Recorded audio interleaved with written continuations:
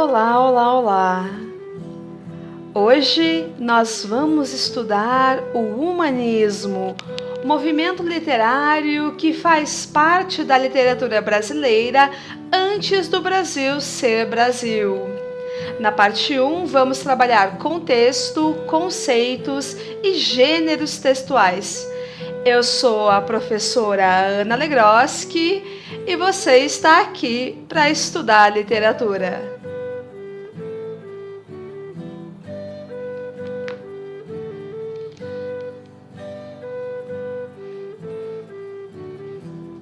O humanismo é um movimento literário que precede o trovadorismo, tendo como seu marco inicial o ano de 1418, quando Fernão Lopes é nomeado pelo rei Dom Duarte para ser o guarda-mor da Torre do Tombo, e o declínio começa ali em 1527, quando o poeta Sá Miranda volta da Itália, cheio de ideias inovadoras para a época em relação à escrita poética.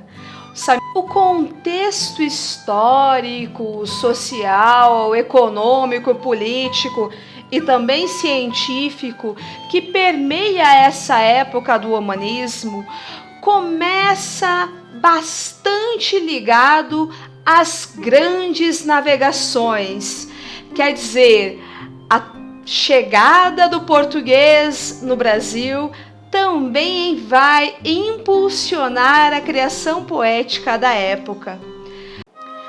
É muito importante a gente entender o contexto histórico do humanismo para podermos entender melhor as relações literárias. Vamos começar pelas grandes navegações. Afinal de contas, a tomada do Brasil e das Américas foi algo gigantesco para o imaginário europeu. Pense, esse mapa é de 1492 e era isso o mundo para o europeu da época. Bom, mais ou menos metade do globo que a gente conhece hoje está faltando aí. As grandes navegações significaram crescimento econômico, desenvolvimento de laços comerciais mais fortes e mais importantes e também uma mudança profunda no conhecimento sobre o mundo e, efetivamente, uma mudança na relação do ser humano consigo mesmo e com o seu mundo.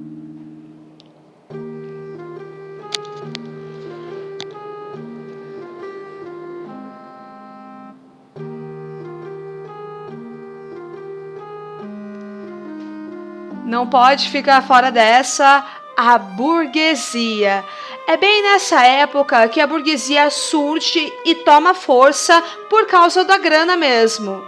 Nós vamos ter um mercantilismo atrelado a isso e também o surgimento dos banqueiros. E vocês sabem, o lucro indevido era profundamente condenado pela Igreja Católica da época.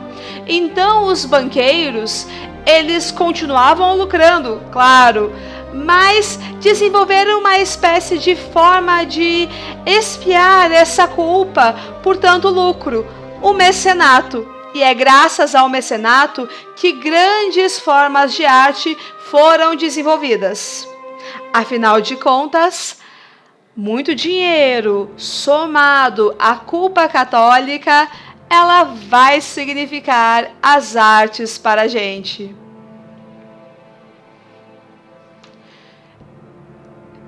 Assim como a burguesia se expandiu, também se expandiram as ciências.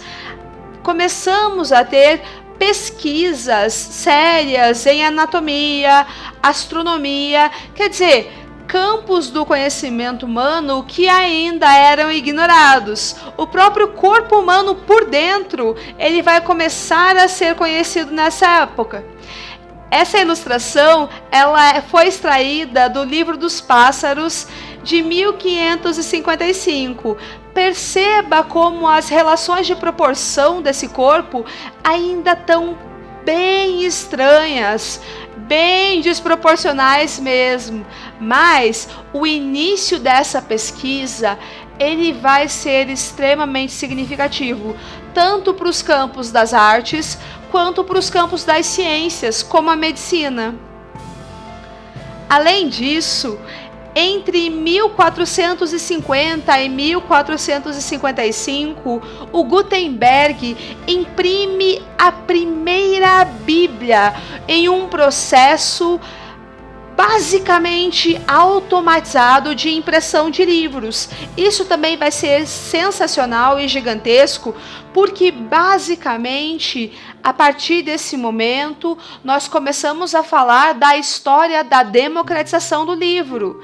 E se hoje qualquer pessoa pode ter acesso a livros comprando ou emprestando, isso se deve a esse tio sensacional. Vamos ter também a filosofia humanista se desenvolvendo nessa época e a base de tudo, ou a base do pensamento que se separa do teocentrismo e que coloca o ser humano como o centro de todas as coisas, o famoso antropocentrismo.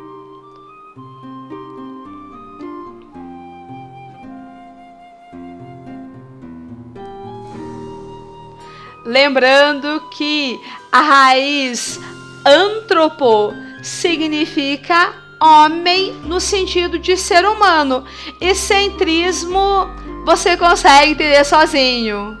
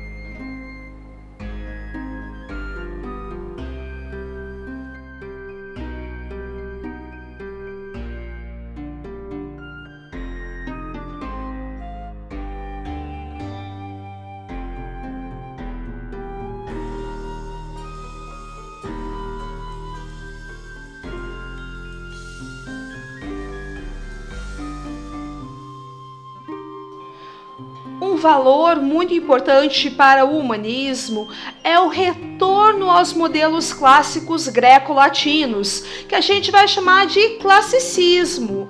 Aquilo que é clássico volta à tona e é utilizado dentro dessa nossa nova manifestação cultural. Nós vamos ter a valorização dessas criações clássicas e também a utilização de mitos da época.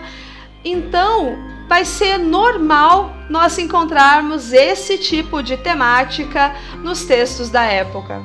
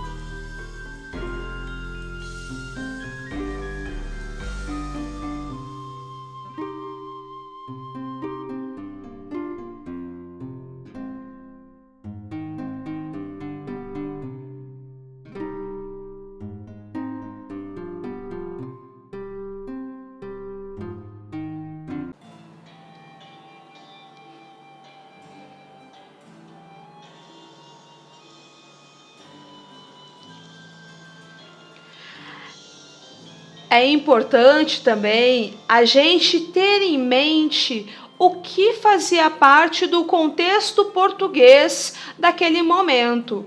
As coisas para Portugal não estavam exatamente fáceis.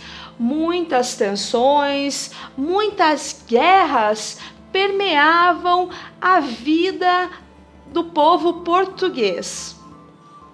Em algumas dessas batalhas, criaram mitos que ainda hoje vigoram na terrinha.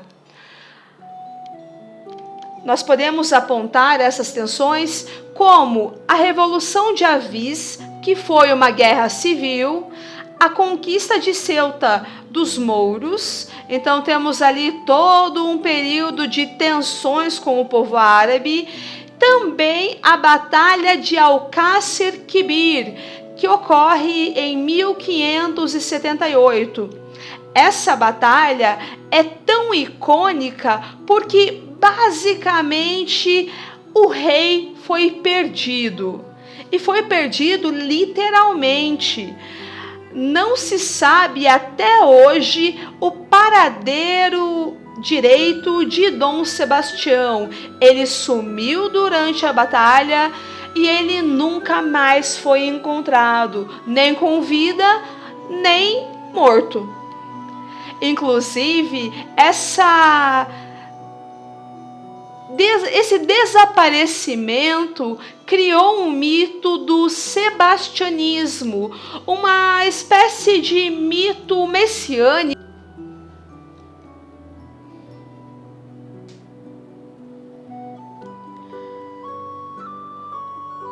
Os gêneros textuais mais frequentes nessa época do humanismo são basicamente 5. Nós vamos ter a presença de alguns gêneros que já eram comuns ao trovadorismo e a mudança de outros. Começamos aqui pontuando a prosa religiosa, a prosa doutrinária, escrita com essa função. Também as novelas de cavalaria continuam aqui nesse período. A poesia, no entanto, vai ser chamada de poesia palaciana e o teatro se desenvolve com força do teatro popular. Além disso, a historiografia segue firme e forte no formato de crônicas.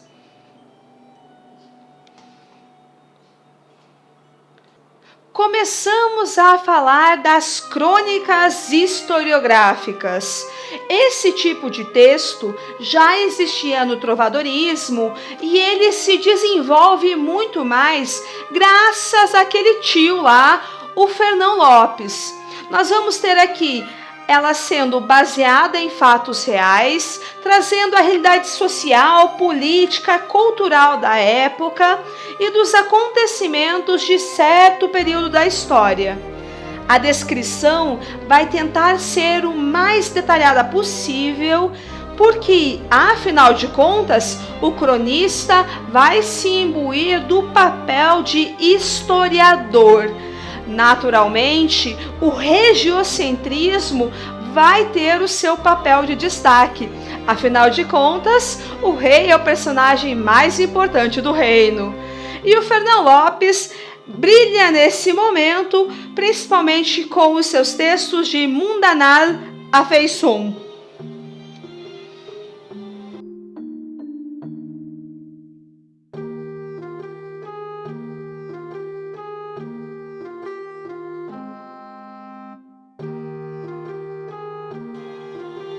Nos palácios, lá onde a vida era mais fácil, mais rica e mais animada, a poesia palaciana se desenvolve em total esplendor.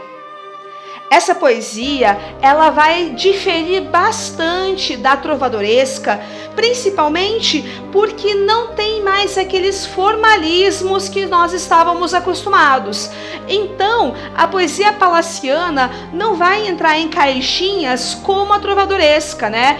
Canção do amigo, canção de amor, esse tipo de coisa.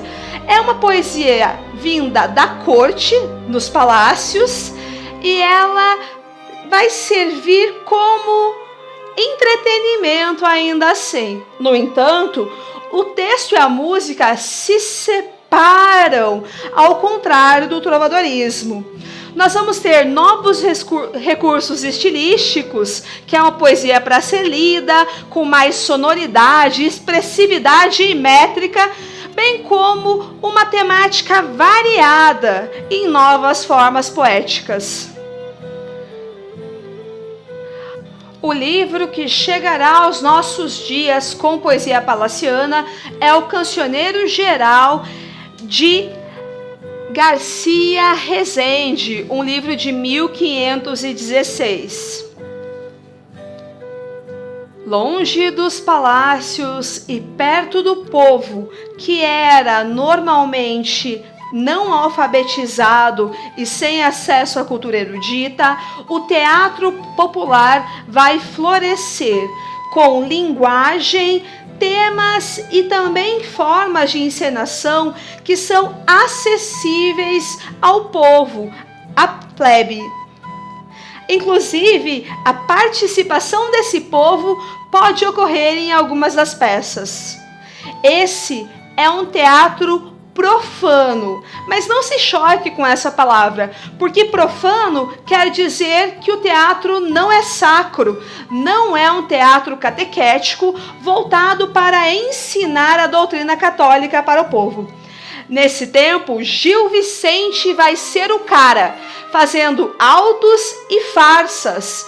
Autos são mais curtos, mais cômicos e mais moralizantes, enquanto as farsas são peças de teatro caricaturais de críticas sociais bastante aguçadas.